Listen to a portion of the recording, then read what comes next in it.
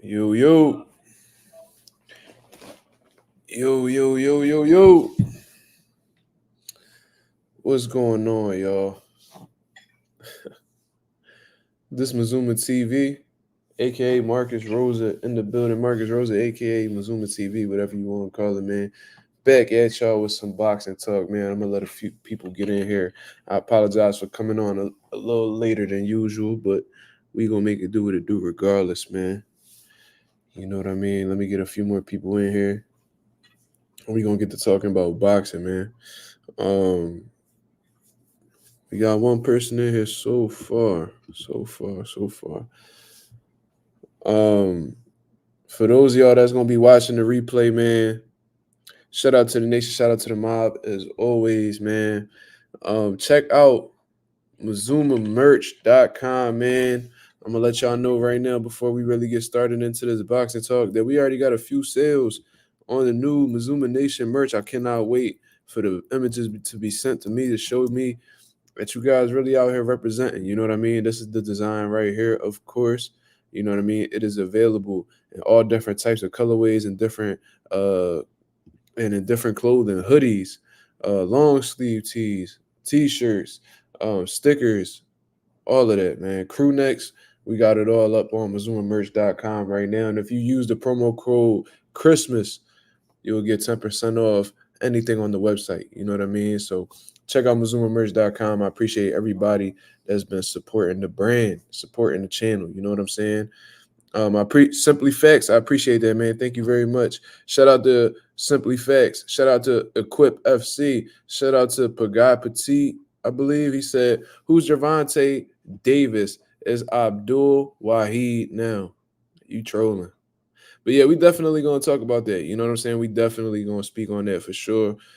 That definitely caught me off guard, but then I should have figured because a lot of people when they convert to Islam, they choose names. Now, whether they decide to make it their legal name or not is ultimately up to them. You know what I mean? And I'm interested to see if Gervonta is gonna actually use that name, like how Cassius Clay changed over to Muhammad Ali, and that's what you had to call him from then on. I also know Muslims that you know what I mean have a name that's chosen for them, and they still stick by their government name. So it's interesting what he's going to do. Me personally, I believe he's going to stick by Gervonta Davis because that's what he's known as by now, like GTD, like that's his promotional company. You know what I'm saying? So he's going to be known as GTD. Um, you know what I'm saying?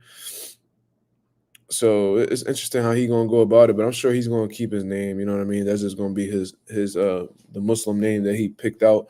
But regardless, man, shout out to Gervonta Davis for finding faith, man, and looking for some type of discipline or structure in his life. You know what I mean? Anybody who's participating in religion or whatever the case may be to become and hopes to become a better person, a more disciplined person, I'm with it 1,000%. I spoke on it with Claymore Rain the other day.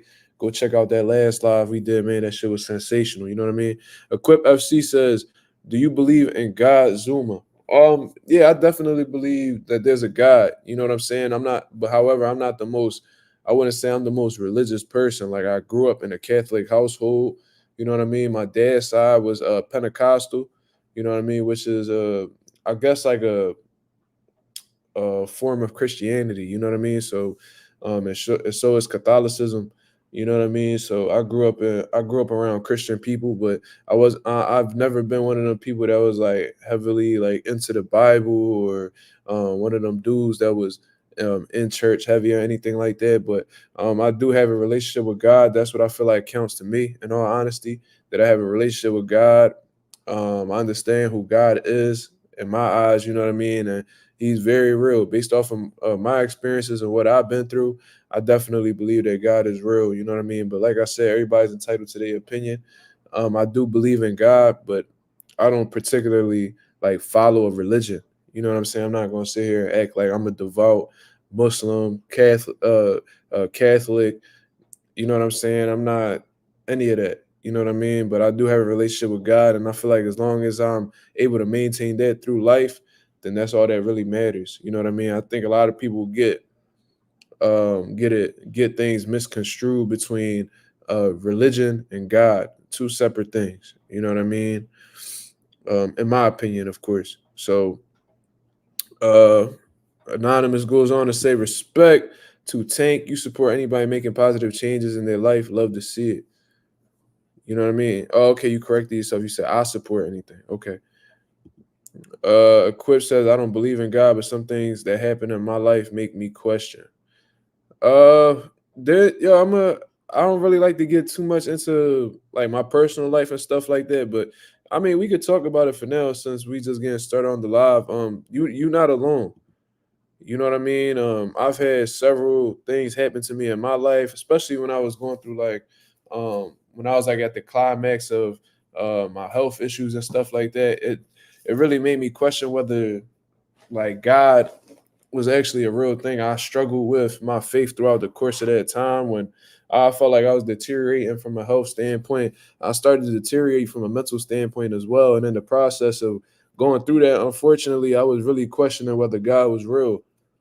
You know what I mean? And if he was real, why was he putting me through these type of situations? 'Cause I felt like at that time, I didn't really deserve any of that. Anything that was happening to me, I felt like that wasn't for me to like it wasn't for me to go through, you know what I mean? But I learned throughout the course of time that things do happen for a reason. Things happen to you for a reason.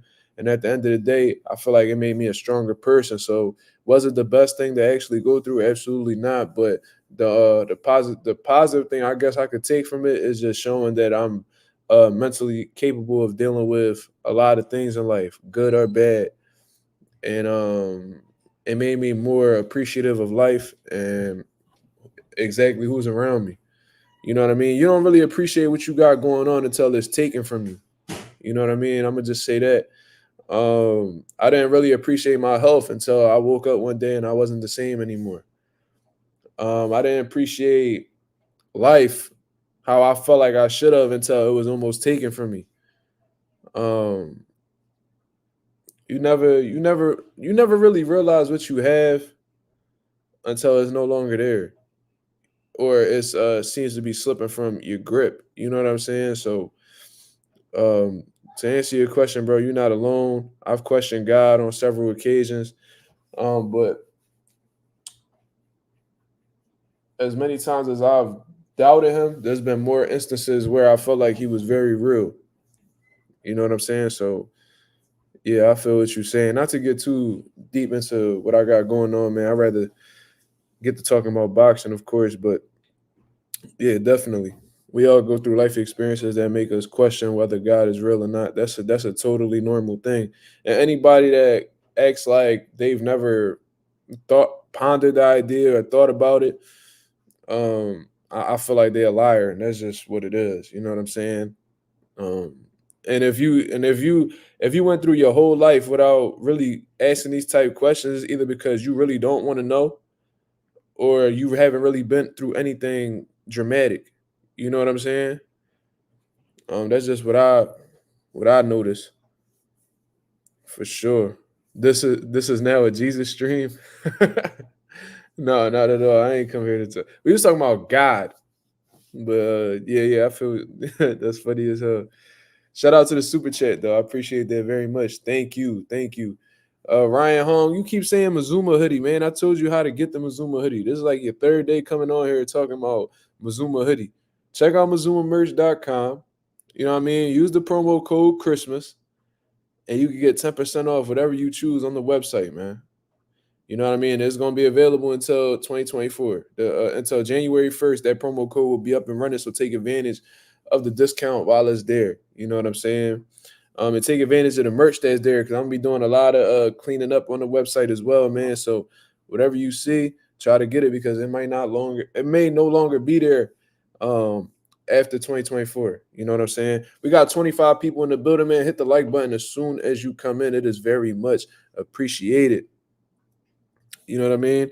Anonymous says, facts, losing something or someone could really teach you the value of it. Oh, that's a fact. That's a fact.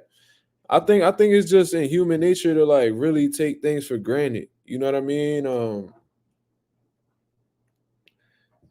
And once you realize that you do that, of course, it makes you look at things from a different perspective. I feel like at this point in time in my life, I'm more appreciative than ever of the things that I got going around got going on around me. The relationship that I have, um, being a father, you know what I mean. Having a son, very appreciative. Because there was a point in time where I felt like I wasn't gonna get too far. I wasn't gonna get that far. You know what I mean? I honestly felt like I wasn't gonna get that far with everything that I had going on in 2019, 2020, and stuff like that. So to bounce back and actually have my legacy carry on through my son, that's dope to me. You know what I'm saying? And you know what I mean? That's something I'm not gonna take for granted at all. Being a father, you know what I mean? Any of that. You know what I mean? I think I reflect on it often, and I really make sure I stay on my toes and appreciate every moment I have for him. Because I mean, you never know.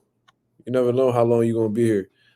But let me stop talking about that because people leaving the stream and shit. Oh man, this dude talking about life, man. Oh man, this dude sucks. Let's talk about boxing. All right, let's get to talking about boxing, bro. But good talk for a while it lasted for sure, man. We got 18 people in here. Hit the like button as soon as you come in. You know what I'm saying? Appreciate it very much. Let's get 25 likes. Yeah, man. Them people dip when we start talking about life. They ain't want to hear that no more. Man, this dude, this supposed to be boxing. All right, let's talk about boxing, man.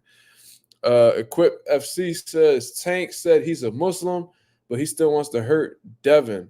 Brothers only outside. Um, yeah, you know what I mean. I'm sure that they are brothers by faith. You know what I'm saying. They're both Muslim men, so it does come across kind of crazy that him saying that he wants to hurt him. But at the end of the day, it's boxing. You know what I mean? It's boxing. I'm sure Mike Tyson, as a Muslim, said that he said plenty of things as a Muslim, saying how he wanted to hurt people, he wanted to eat people's children, and all types of crazy stuff. You know what I mean? So this won't be anything. Yeah, Mike Tyson did say that. He did say that. And this is something that he said as a Muslim man. So this isn't like completely and he's still Muslim to this day. So it's not completely outrageous for a fighter to say that.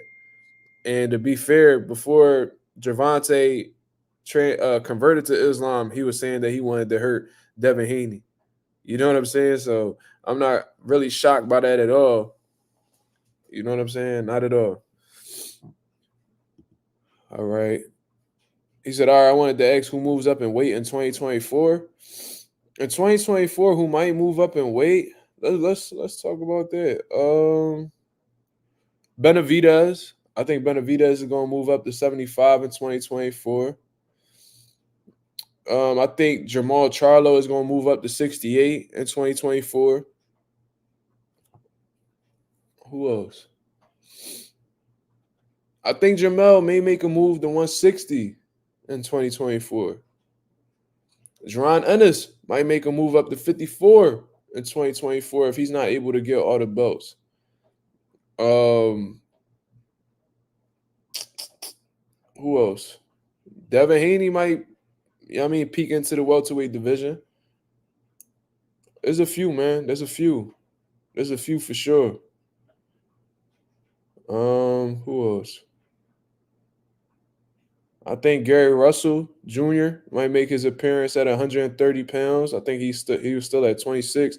I think he's gonna move up to 130 pounds. Tevin Farmer might move back up to lightweight. Who knows, man? Who knows? You know what I mean? Yo, y'all really trolling Tank for that name. That's crazy, bro. That's crazy. It's like y'all not really taking his transition into Islam seriously. It's kind of nuts. Y'all keep saying Abdul Wahid versus Devin Haney 2024. What's up, GOAT? What's going on? Crawford to 154? Well, it depends. It depends because he may rematch Earl, and if he don't get that opportunity to fight Canelo, Bomac told me personally on Mazuma TV, that if he don't get that Canelo fight, most likely he gonna hang it up. So don't be surprised, man, because y'all heard it here first from Bomac. You know what I'm saying? Crawford gonna retire. Yeah, that's possible. That's possible. Yeah, he said it on my channel. So I mean, if y'all ain't see that interview with Bowman, go check it out, man. Earl Spence will move up, definitely. Lee Wood to 130. That's probable as well. SPL talking about Abdul Wahid. Yo, is this like groundbreaking news for y'all? Y'all know that a lot of Muslims do this, right? A lot of them get names. Sean Terrence says, I want to see Crawford whoop Zoo. I would love to see that. That was the fight that I was calling for directly after Terrence Crawford beat Earl Spence. I said, if they don't do the rematch clause, I would love to see Terrence Crawford go up to 154 and face Tim Zoo and take his belt. Because he was a WBO champion, if he declares a move up, I think he could request the WBO to make him the mandatory for the belt and they'll give it to him. You know what I'm saying? Similar to what happened between Crawford and Jeff Horn. He moved up to 47. His first fight at 47 was for the WBO title. Because I believe he had the WBO title at 140.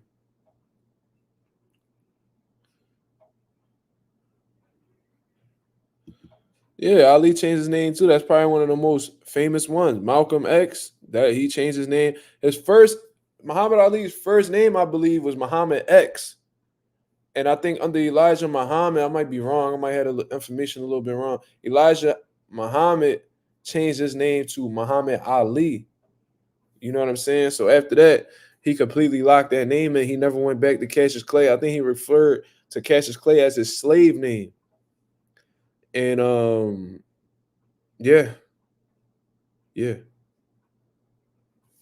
He referred to that as his slave name. So once he transitioned over to Muhammad Ali, he never looked back. Anybody that called him Cassius Clay, he took that personal.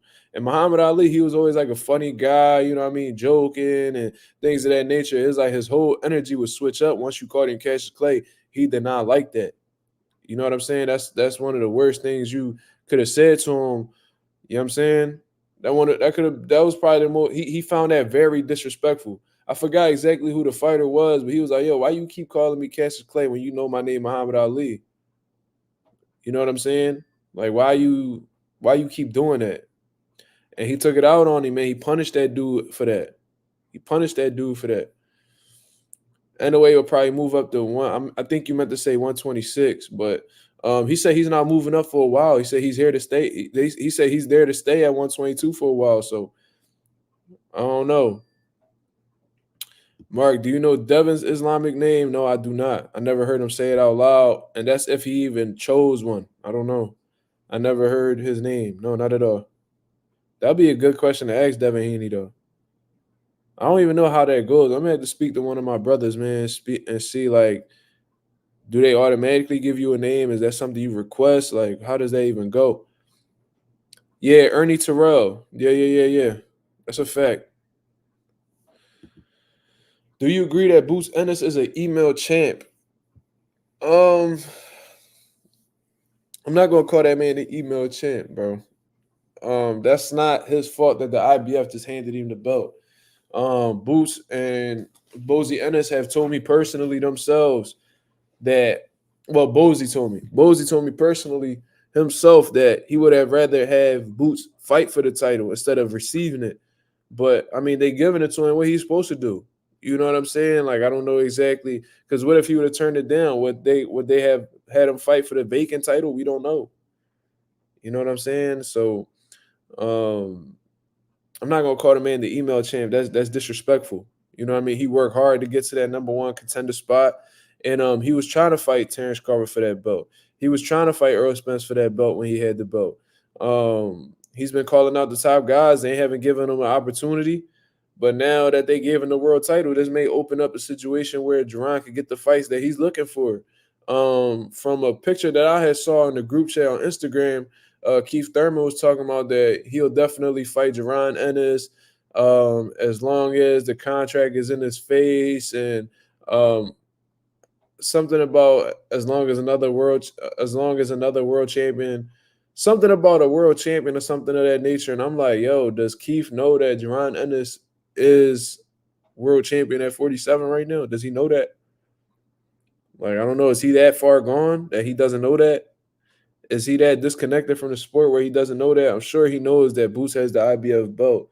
So he pretty much said, like, yo, I'll fight him if the contract in front of my face and none of the other champions are gonna fight me. It's like, bro, there's only two champions in the division right now. It's Terrence Crawford and Jaron Ennis, legitimate world champions. You could probably get a WBA regular belt or something like that, but that's not the official belt at the end of the day. So who else are you looking at?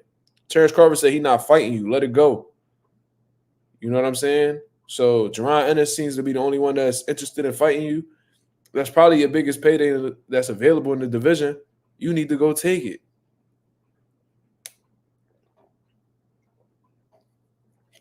You know what I'm saying? Bam gonna move up the super flyweight. Yeah, I heard he was gonna move up to fight. Was it Estrada or something of that nature? That's definitely somebody who's looking to move up, and Bam is very capable. You know what I mean? Bam is very capable. Tim Tszyu moving up the middleweight. I did see an article about him talking about that too. Yeah, I did. He said that he wants to move up to 60 soon. So that's telling me that either he's having trouble making 54 or he just see bigger money fights at 60. I think that there's more money at 54, honestly, with that Jermell Charlo fight and things of that nature. So maybe he having a tough time making 54. Who knows? Boots will smoke Thurman. Oh yeah, that's without a doubt. I would have loved to have seen an active Keith Thurman fight Jaron Ennis, though. I would have loved to have seen that matchup. That'd have been a dope ass fight to watch, man. David Morrell, a dog, 168, hell of a division right now. David Morrell snapping, bro, but we got to take into consideration that they still building this dude. I know that they fast tracked him with getting like a regular title and his second pro fight and things of that nature, but based off of the guys that he's fighting, you can tell that they're still clearly in the process of taking their time with him and building up his experience and things like that.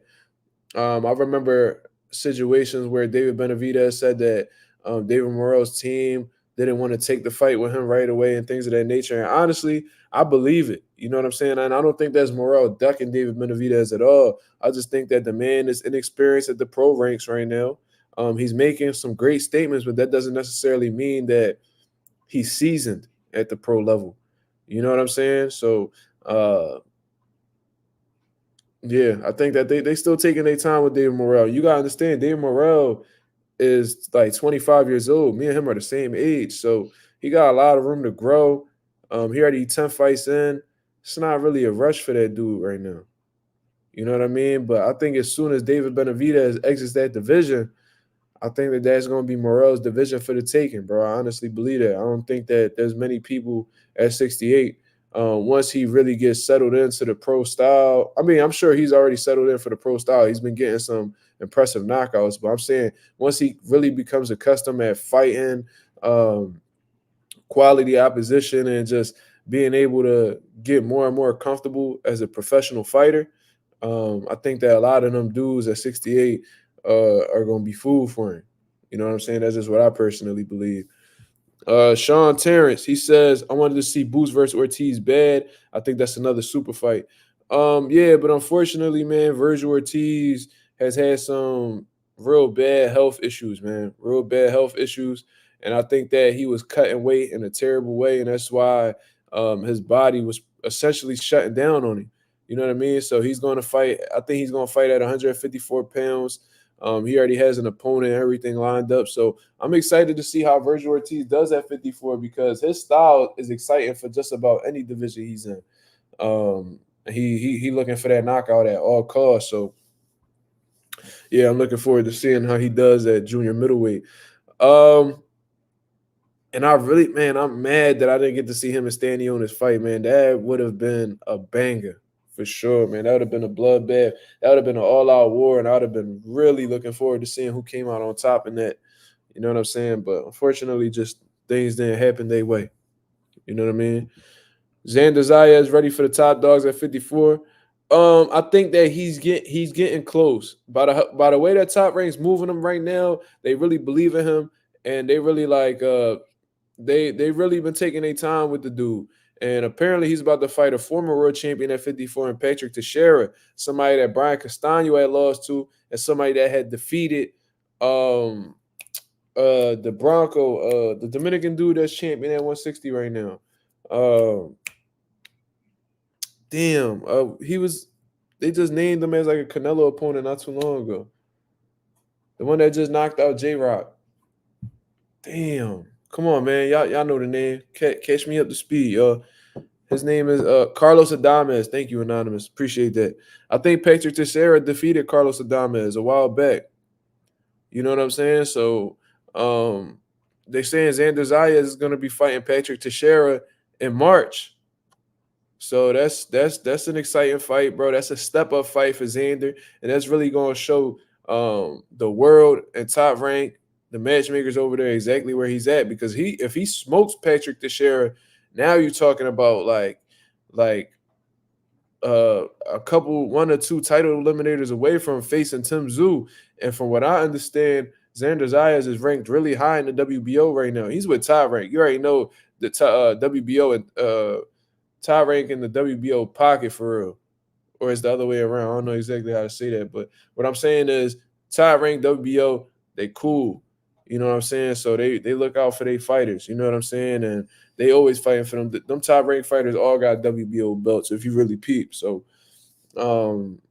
before we know it, Xander Zayas may be competing for that WBO title. And considering that Tim Tszyu may move up to 160 soon, it might be a situation where Xander will fight for the vacant WBO title at 154. Remember, like I told y'all. Remember that I told y'all. Ortiz hasn't been cleared by his you drawing. Well, he got a fight date, so his doctors must be telling you something good. Anonymous says, I want to see Morrell with Benavidez, Plant, Mbili, Munguia, Charlo, and Berlanga. That's a lot of fights right there, man. That's a lot of fights right there. I want to see Zayas fight Lubin. Lubin may be a little too seasoned for Zayas right now. I think the Patrick Teixeira fight is perfect for Xander Zayas at this particular time. You know what I mean? It's gonna show everybody exactly where he at. And I think he got what it takes to beat him. I think he has what it takes to beat him. He's fundamentally sound, good combination puncher. He lands some devastating body shots. Overall, great boxing ability. He catches and shoots real well. He is flawed a little slightly defensively, but he's getting better as these fights goes on, man. He's really settled into the pro style right now, and that's why he's been doing what he's doing, man. That's why he's been putting on the performances he's been putting on. Anonymous says Xander versus Virgil. Man. Let's see how Virgil's power translates to 54, because he was a big puncher at 47. You know what I'm saying? So let's see. Let's see him get a fight at the division before we even bring up the idea of them fighting, because he could be a totally different fighter, especially after the health issue. So we just got to wait and see. I think Tim Tszyu next title defense will probably be Lubin. Yeah, considering that he just beat Jesus Ramos, they might make that happen. And Ngannou wants Joshua. Who you got? I got Anthony Joshua. And I don't even y'all know I don't even rock with Anthony Joshua like that, but especially how the way Anthony Joshua looked in that last fight against Otto Wallin, he looked very impressive. I ain't gonna lie to you. He looked sharp. He looked explosive. His hands actually looked fast. Definitely better fluidity with his punches in comparison to his previous fights. He actually looked like he was pulling the trigger. He didn't look discouraged at all. You know what I mean? So if he brings that out against Ngannou, he could definitely do some damage to Francis Ngannou. But Francis Ngannou ain't somebody to play with neither. Joshua doesn't have the most sturdy chin, so if he gets caught clean like Tyson Fury did, he may react totally different, because in all honesty, I believe Tyson Fury is more durable and has a more solid chin than Anthony Joshua. You know what I'm saying? That's just what I personally think.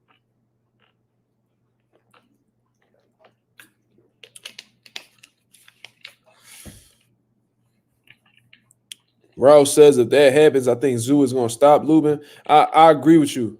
I think that Lubin definitely loses focus in fights as if he's getting bored or something. and he'll try to trade fire with fire. I don't know if it's like a pride thing. I don't know if it's a lack of discipline or just not paying attention to the game plan, which is also a lack of focus or discipline. You know what I'm saying? So that's most likely what it is.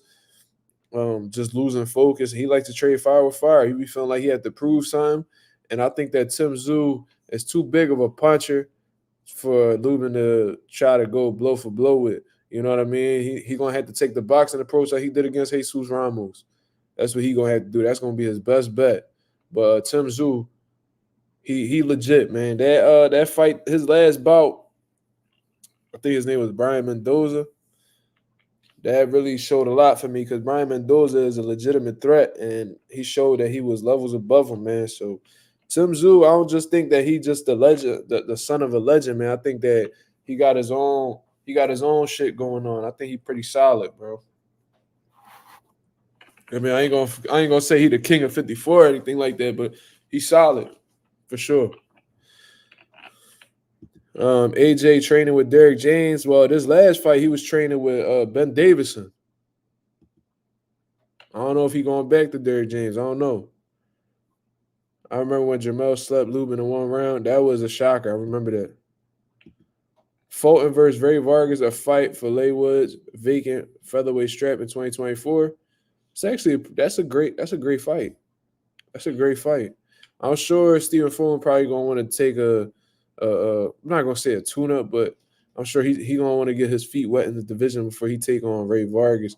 Knowing Stephen Fulton, he might go straight into the Ray Vargas fight. You know what I mean? That boy got a heart like that. Ben Davison helps with Devin Haney as well. Well, he has in the past. I don't know if he's done it in his last couple camps, but I think leading up to the Cambosos fight, Ben Davison was showing him some things. You know what I mean? Because what Bill Haney be doing is that he'll take Devin over to other trainers and stuff, so trainers could give him a different perspective and show him like little different tricks. Because Bill Haney has taken Devin to Floyd Senior. He's taking him to Freddie Roach in the last camp. Took him to Freddie Roach. Who else? He took him to a few different dudes, and each one he's been able to like learn different things and pick up on Virgil Hunter as well. He takes them around, and they all just like give him game, and he just continues adding things to his toolbox, which is an extremely intelligent move from Bill Haney. You know what I'm saying? Just falling back and putting his pride to the side and allowing his son to learn from different coaches. That's actually quite commendable. I ain't gonna lie to you. It's actually pretty smart. You know what I mean? I just want an active Fulton. I want all these fighters to be active. For real, for real. Hopefully in 2024 and the years following, man, we don't see guys that are at their peak only fighting once a year. You know what I mean? I really hope this inactivity thing clears up and becomes a thing of the past soon. You know what I mean? Thoughts on Michel Rivera's performance against Limpinets? I think that's what you meant to say, Limpinets. It was a good performance. It was a good performance, man. Limpinets had a real tough time trying to keep up with Michel Rivera's boxing ability. And Michel Rivera was landing clean on Limpinets, man, just boxing beautifully. Limpinets is a tough, rugged dude. I knew that since he fought Mikey Garcia a little way back, and then when he did the Lamont Peterson. But I don't know, man. Like he took that punishment from Jaron Ennis, and ever since then, his performances. I mean, I don't know. He don't come across as the same dude that I watched come up and fight the guys like Mikey Garcia and Lamont Peterson. You know what I'm saying? I don't know though. Maybe that Boost fight took something out of me because he took a lot of punishment in that fight. You know what I mean? So, shout out to Michel Rivera for that win. Even though you failed a drug test, you know what I'm saying? You failed that drug test, but I believe it was a diuretic, so I'm gonna let that slide for now. Better not get caught up with nothing else, man.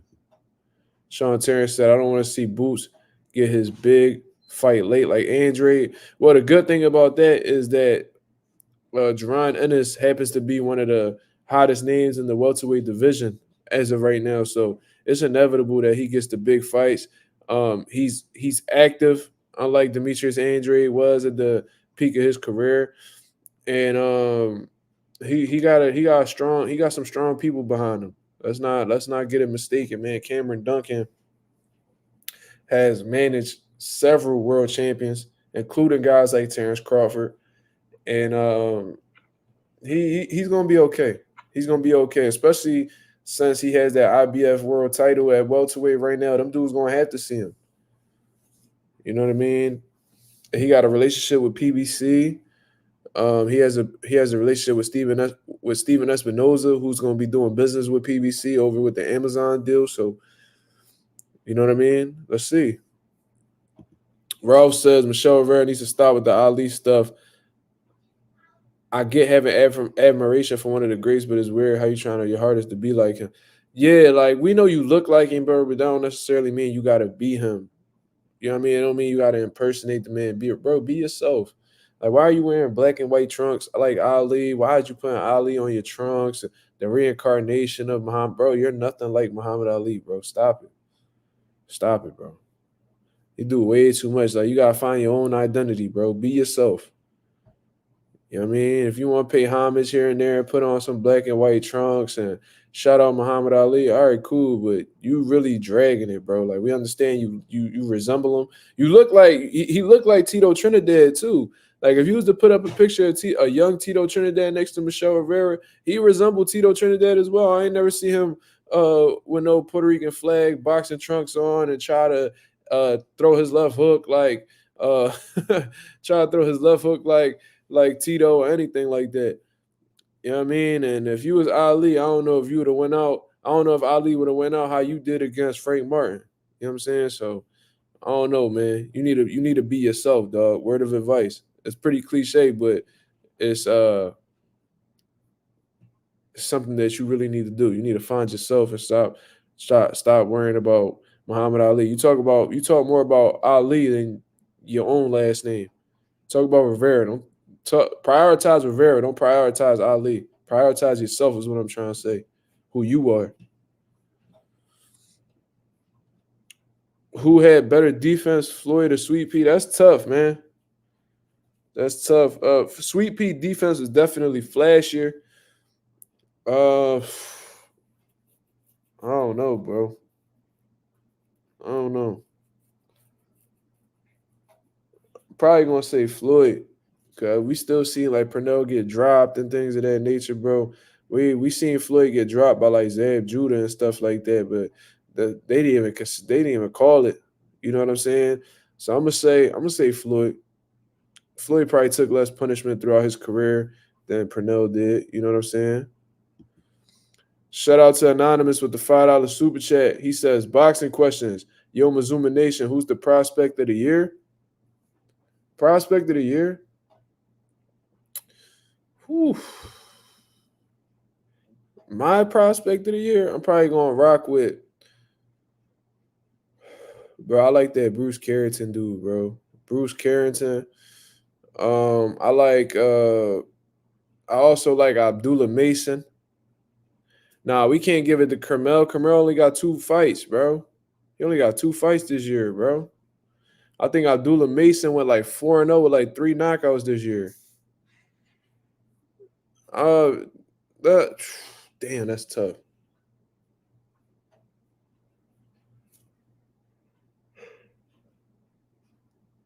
Andy Cruz, he got 2 fights as well. But they fast tracking him, man. They fast tracking him. I think he gonna be. I'm not gonna give it to Andy Cruz neither. You know what I mean? He does look. He probably the most talented one out of the group that's coming up right now. Andy Cruz is a phenomenal talent. But I'm probably gonna get that to Abdullah, man. I'm probably gonna get that to Abdullah Mason. Xander, and y'all really got to understand the difference between prospects and contenders. You know what I mean? Like once you ranked in a sanctioned body, essentially you're a contender. But when you're a prospect, you know what I mean? You want to come up and you just building your record and you trying your best to just look impressive and just get on to the next level and just show these matchmakers that you rise to the occasion. You know what I'm saying? Once you ranked in a world title like sanctioning body, you're a contender. That means that at any moment you could get a call for a world title shot. And that's not something that prospects get the privilege of receiving. You know what I mean? So like guys like Carmel is a prospect, but he's only had 2 fights this year. Um, Andy Cruz got 2 fights this year. 2 fights total, not this year, just total. Kid Austin, that's probably an honorable mention. That's an honorable mention. But I'm gonna give that. I'm gonna give it to Abdullah Mason, man. I like that kid. Bruce Carrington as well. I like both of them dudes. Jared Anderson, that's a good one. Jared Anderson is a good one, but I think he's already ranked in sanctioning bodies. You know what I'm saying? Floyd Schofield, yeah, he had an impressive performance. He had a press. Yeah, that is who he talking about. He talking about Vidal Riley. That's what he got to be talking about. But nah, he definitely not on mine. He not on my list at all. Anonymous says I got Abdullah, but Emiliano is up there. Okay, Emiliano Vargas. Okay, that's a good one. That's a good one. But yeah, I think I'm rocking with Abdullah on this one. I ain't gonna lie to you. I ain't gonna lie to you. I think I got Abdullah.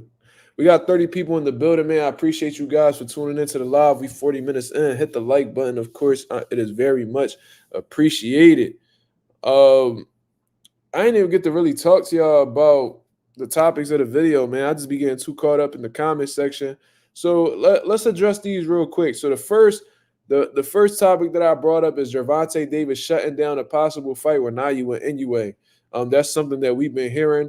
I believe ever since Naoya and Inoue defeated Stephen Fulton, that's when we started hearing the whole speculations of Naoya and Inoue possibly going up to 130 and facing Gervonta Davis at a catch weight and things of that nature. And I told you guys that was ridiculous from the rip. Like that's not something that either one of them guys are going to entertain doing. You know what I mean? Like Naoya Inoue, he was just moving up to 122 when he faced Stephen Fulton. Why would he move up 2 weight classes to fight him? When clearly his objective is become undisputed in the weight class and grab all them belts. Why is he gonna stop his mission to go up and fight Gervonta Davis, who's a bigger, much powerful man? He's already extremely undersized for the divisions, like 122 pounds. Like for instance, put that man next to Brandon Figueroa, who was just at 122 not that long ago, and you tell me if he's a good size 122. The answer is going to be no. So if he's already at a size disadvantage, which he even felt against Marlon Tapales, he felt the size difference. He said it. That was one of the most intense fights of his career. That is his quote. Imagine how undersized he's going to be at 130 pounds, getting punched on by a man named Gervonta Davis. You know what I'm saying? That's just not something that really makes sense. You know what I mean? It didn't seem realistic at all. But I got the article right here. Gervonta Davis put them rumors to rest. He put the idea of that match actually being something. He put that to rest. You know what I mean? Let me share the screen right here for y'all to see. He shuts down the talks of this fight, man. So let's really look at it. We're gonna skip the whole beginning of this article right here. Let's get straight into what Gervonta Davis said on Instagram. He says, "I'm not fighting him." Davis posted on Instagram. He's nowhere near my weight. I don't know why this page keep posting shit like this. So I believe that this was a post that was put up by guys who I think are a part of his gym. The Rise podcast or something like that. They cool with Calvin Ford or whatever. I've seen Calvin Ford on that platform several times. I don't know exactly who's running the Rise podcast or whatever. I never really watched all like that. But from what I'm seeing, it seems like these are guys that are out of Upton Boxing Gym out in Bmore. You know what I'm saying? For anybody that could provide any type of context for me to understand, I would appreciate it. But yeah, man, it seems like he's not too big of a fan of what these guys be posting on their page, and it's supposed to be his people or people that's close by him. You know what I'm saying? So that was pretty interesting. But this is something that we already knew, man. Like we knew that Inoue wasn't going to be taking any type of chances like that. It kind of reminds me of when Vasyl Lomachenko and Terrence Crawford were like entertaining that idea. And Lomachenko told you off the rip, he said, man, that's like his team said it. I mean, he said, man, that's like career suicide. Like, we not doing that. You know what I'm saying? So Yeah, that's pretty much it. I'm gonna stop screen sharing on this article right here, and there's not really much to really speak about in terms of anything else on that topic. There's not really much to speak about anymore with that topic. It's pretty simple. Gervonta Davis not fighting Inoue anyway. We knew this already. It's not realistic. You know what I mean? So hopefully that puts things to rest. And I believe Naoya anyway has said it himself that that fight's not realistic. I could do the share screen again and see Naoya anyways quote on it. You know what I'm saying? Let's look back on this quote.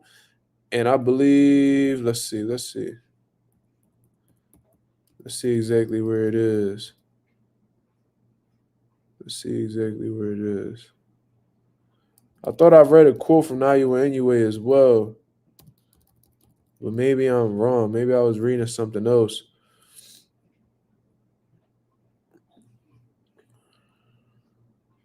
Let's see.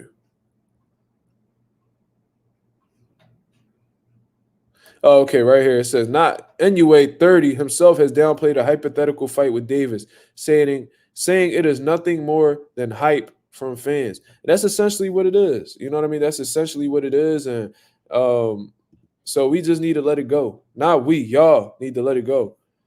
You know what I'm saying? Tesla in the building. Says Mazuma TV. I had to make this live. Respect to the mob. Yo, I appreciate that very much, man. Thank you for tuning in, man. Tesla, one of my biggest supporters. I appreciate it very much. You know what I'm saying? Uh Anonymous said I actually watched Inoue Donaire 1 today. I gotta admit the dude is really nice. Inoue got some skills, man. Definitely got some skills, but I think we need to pump our brakes for this whole situation about him fighting Gervonta Davis. We could put that to bed. You know what I mean? This is not something that Mazuma TV will be participating in anymore. You know what I mean? And we just gonna have to move on from that. Tesla says, jab the like. Yeah, we got 36 people in the building, man. Hit the like button, man, if you appreciate this content, bro. You know what I mean? We already got a couple super chats today. Very thankful for that. You know what I'm saying? But let's move on to the next topic. Now, this is something that Terrence Crawford had he seems like he lashed out on social media again. You know what I mean? He had to speak his mind because let's keep it real, man. Terrence Crawford really pays attention to the things that he sees on social media. You could tell that um, it might not bother him in the beginning, but over time it starts to annoy him and he feels the need to speak out. You know what I mean? So apparently the haters was getting to Terrence Crawford and he lashed out. You know what I mean? Speaking on um, how good of a fighter he is. You know what I mean? Let's just pull up the article right here to get some more context behind what Terrence Crawford was saying. You know what I mean? Which is really funny because what he was saying, I had said in the video hours before he had put the tweets out. So it's pretty interesting that I was pretty much on the money about him being the fighter of the year and why he was the fighter of the year because Terrence Crawford provided the same reasons that your boy Mazuma TV provided. But let's look at the article right here. Shout out to Boxing Seed for the information, man. They definitely keep me up to date with all current boxing news. He said, and the headline is Crawford lashes out at haters. And one of the quotes, he says, "You could put me in any weight category, I would still dominate." Now, I told you guys that that's what essentially pound for pound is. That's what pound for pound means. When you put somebody on a pound for pound list, um, the whole purpose of that is to give these smaller guys credit for how skilled they are and how stylistically they could be at the top of any type of weight class. If you put Terrence Crawford in a heavyweight body, he will be the heavyweight champion of the world. If you put him in a cruiserweight body, he'd be the cruiserweight champion of the world, and so on. You know what I mean? Just based off of his skill set. They gave it to Sugar Ray Robinson. That's how the pound for pound list started off. And Terrence Crawford is essentially saying the same thing. Let's continue on with the article. He says in a slew of posts from his X account, which is also known as Twitter, recently, Crawford took some time to remind doubters of his accomplishments, which he does here and there. You know what I mean? He definitely one of them dudes that feel like he need to remind you when he feel like he ain't getting the respect he really deserves. You know what I'm saying? Terrence Crawford tweets and says, "When I say I'm pound for pound best fighter in the world, this is what I mean. You could put me in any weight category. If I was that size and I would still dominate. You definitely can't say the same for everyone else. Some don't have the style for smaller fighters or bigger fighters. I do. So he's pretty much telling you it don't matter if they're big guys or they small guys. I know how to approach either or, and because I'm that versatile, I'm essentially, you know what I'm saying, pound for pound best fighter in the world. He goes on to say, how many of y'all favorite fighters had a close fight or a fight they didn't dominate or lost? Crawford wrote in another post, there's not one fighter I fought professionally that could say I didn't dominate them. I never like to talk because I did my talking in the ring, but I'm really him. Better ask somebody. So he's telling y'all, he's like, yo, the fighters that y'all be looking up to, they be looking average in their performances. They be looking like regular guys. These guys be in close contests. That's not something that I have dealt with in my professional career yet. So he's saying that he's essentially dominated everybody he's done faced. And I ain't gonna lie to you, bro. He's like on a 11-fight knockout streak right now. And it don't get more dominant than getting a knockout. You know what I mean? And Crawford, I never really seen Crawford in a situation where it looked like he was about to lose a fight. So that's a valid point. That's a valid point, bro. This is something that we really gotta be objective with. And he's not lying to the people in this situation. He's not. You know what I mean? Let's see. How many? Okay. I already read that part right here. He goes on to say, I started this undisputed stuff. Nobody was screaming they wanted undisputed until me. I'm a trendsetter, like it or not. Y'all favorite fighters want to be just like me. And that's not the only thing either. You know what I'm saying? So that's crazy that he said this, because I literally said this myself in one of my previous videos. I said that Terrence Crawford made it cool to be undisputed because, and I even said it on the live. If y'all remember that, type it in the comments. When I said that Terrence Crawford is essentially a trendsetter, because prior to Terrence Crawford, I don't think there was an undisputed champion since like Jermaine Taylor, Bernard Hopkins. It was one of them dudes. You know what I'm saying? It was a long time frame, because I remember when he was going up for undisputed against Julius Ndongo, the whole build up to it, they were like, yo, there hasn't been an undisputed champion in this long. And if Crawford is able to win tonight, or if Ndongo is able to win tonight, and they will be the first undisputed champion. And then following that, soon as he knocks out Ndongo and he becomes undisputed, then we start seeing all these dudes following his lead. And all of a sudden, all the belts matters.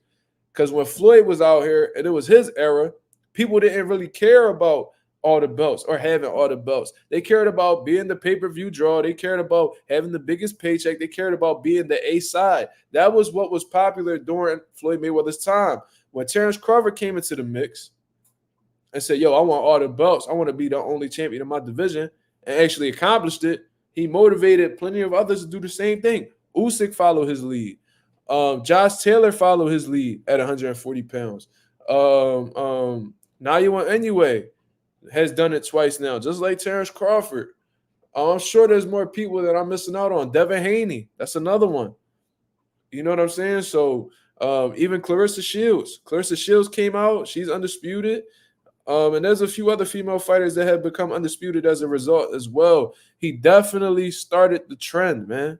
He definitely started the trend. So I don't see no cap in his rap. I don't. It's pretty factual. He's going on to say, and this is actually older tweets, but it's actually I'm actually mention this as well. He said, I'm so cold, they created an imaginary street.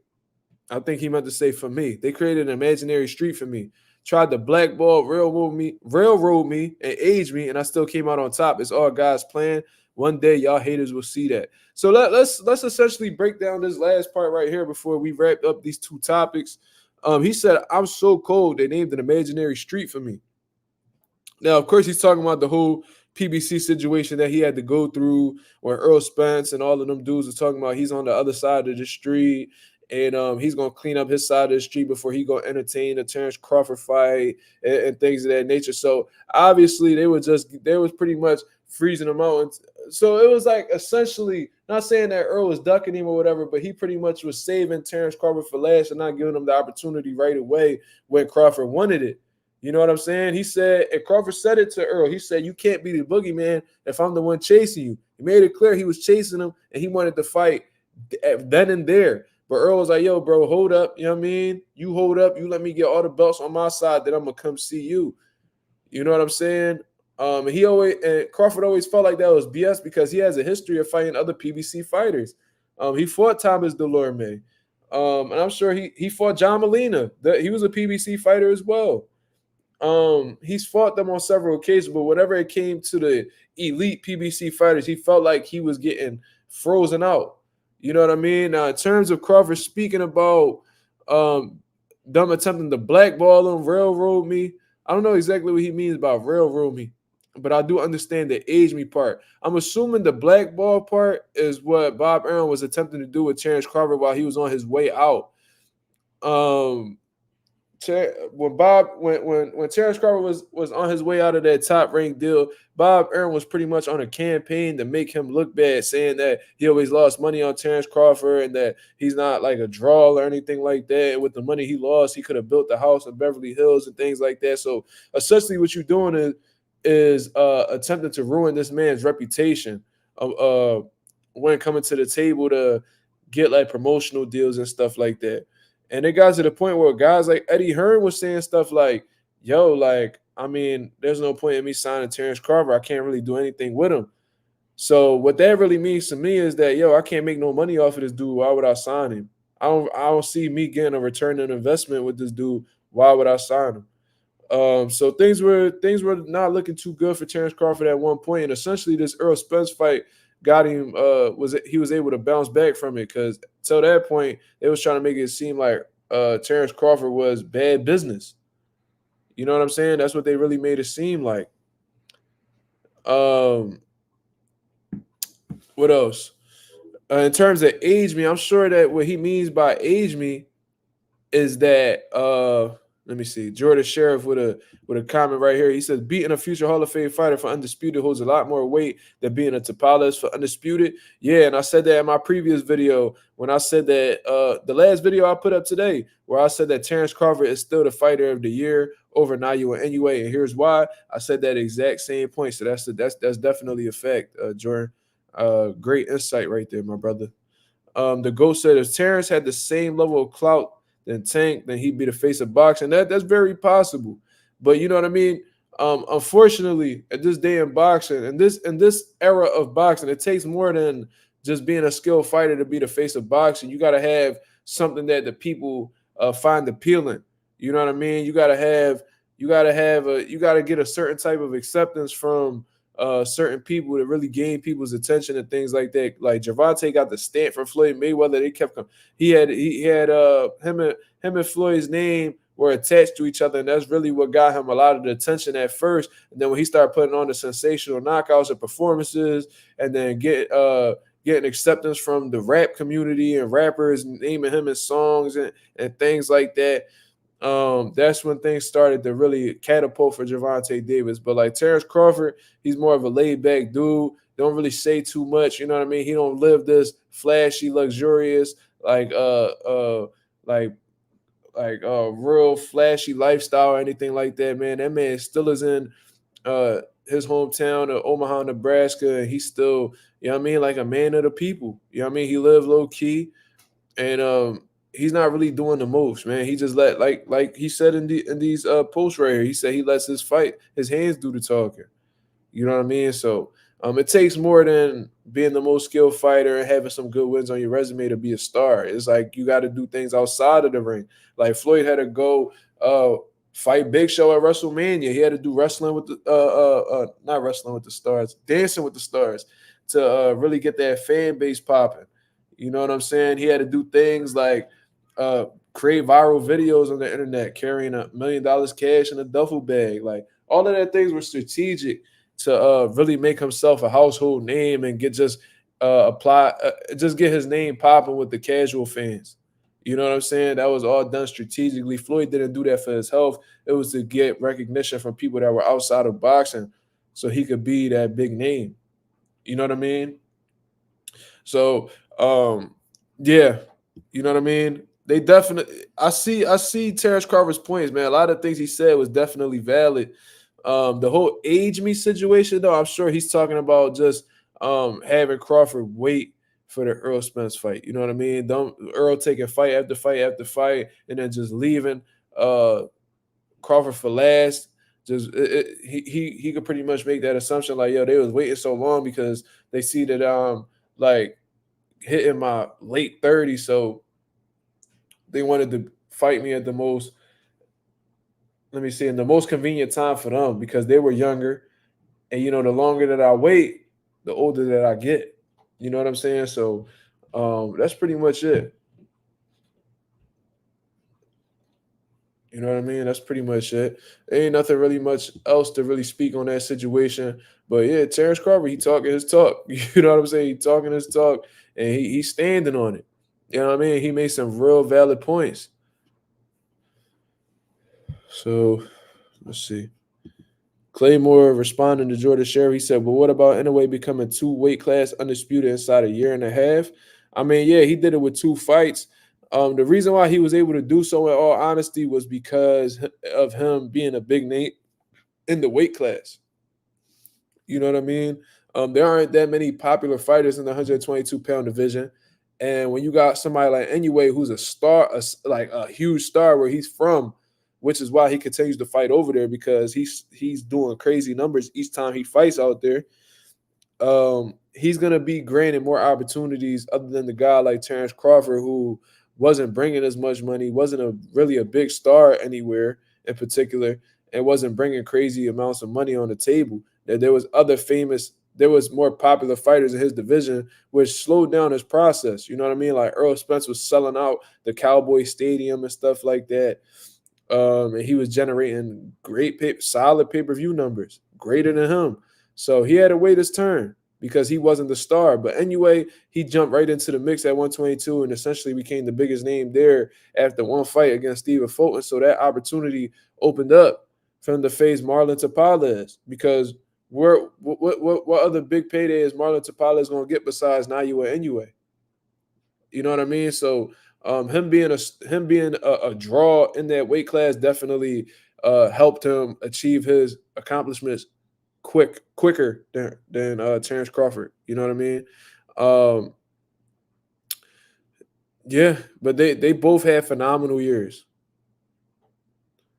They both had phenomenal years. Now you went Inoue, Terrence Crawford, they had phenomenal years. But in all honesty, bro, I am recognizing the fact that he became undisputed in like a year and some change, but Terrence Crawford went up against another pound for pound caliber fighter that a lot of people had in their top 3, top 5 at one particular time, in Earl Spence. And he made that man look like he was an amateur. He made him look like a sparring partner, bro. He made him look like an amateur. I'm trying to tell you, bro, it was that bad. There was nothing that Earl Spence did that night that he had the advantage against Terrence Crawford with. You know what I mean? Hand speed, Crawford had it. Timing, Crawford had it. Punching power, Crawford had it. Boxing IQ, Crawford had it. Counter punching, Crawford had it. Physical strength, Crawford had it. There was not, it was just a complete definition of total domination. Domination, bro. Like Earl, I never seen Earl look vulnerable at all until that fight. Like there was nothing he could do. Completely hopeless. Completely hopeless in there. And Earl mind, he might have felt like he still was in the fight because he a stubborn competitor. You know what I mean? They're not going to fall off their square like that. But amongst us watching, that man had no shot. No shot. No shot at all. You know what I'm saying? So Crawford is my fighter of the year, hands down. Hands down. You know what I mean? And I'm gonna pretty much wrap up this live with that. You know what I'm saying? I'm gonna wrap this live up with that, man. I'm sorry that I usually be on an hour and a half, 2 hours on, but you know what I mean? I need to catch up on some sleep, man. And I won't be on live tomorrow, but I will be posting a couple videos to make up for not being on live tomorrow, man. I appreciate everybody that came on and supported the live. We got 39 people in the building. I'm very thankful for you guys tuning in. If y'all would hit the like button, man, it would be much appreciated. You know what I mean? We about to hit 2K. We about to hit 2K subscribers, man. We on that road. We on that road, and I appreciate you guys who've been consistently subscribing to the channel and finding my channel and taking the chance to hear me out. You know what I mean? It is very much appreciated. My boy Claymore Rain that you see in the comments right there, he pretty much doubled up his subscribers in just the 48 hours, man. Y'all tune into that man, dog. He's one of the most knowledgeable dudes on this boxing community on YouTube, man. But you guys see it to believe it. Go check out that man's channel for sure. And I appreciate everybody that's been tuned in with me. You know what I mean? I appreciate everybody that's been tuning in. The channel is growing day by day. It's crazy how far along we coming along. But that's what happens when you consistent and you stick by the people. You know what I mean? I always check in with y'all. You know what I mean? We always have great conversations.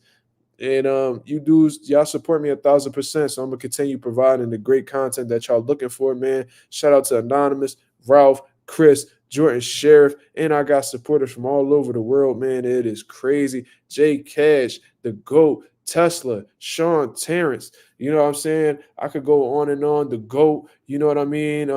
They all been rocking with the nation. They all been rocking with the mob. So we thankful, bro. We definitely thankful. And like I said, if y'all really rock with the nation, man, go check out MazumaMerch.com, man. We got a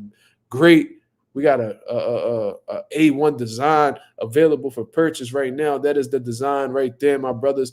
If y'all rocking with it, you know what I mean? We got them available in hoodies, T-shirts, crew necks, long sleeve T-shirts. We got them available in die cut stickers as well, man. Go check it out. I have a promo code available on the website right now that is very much active. You type in Christmas in the promo code, it'll give you 10% off every single thing that's on the website, man. That's how I'm giving it up. That's how I'm showing love to the nation, man. And the promo code is going to be up until January 1st. You know what I'm saying? So shout out to the nation. Shout out to the mob as always, man.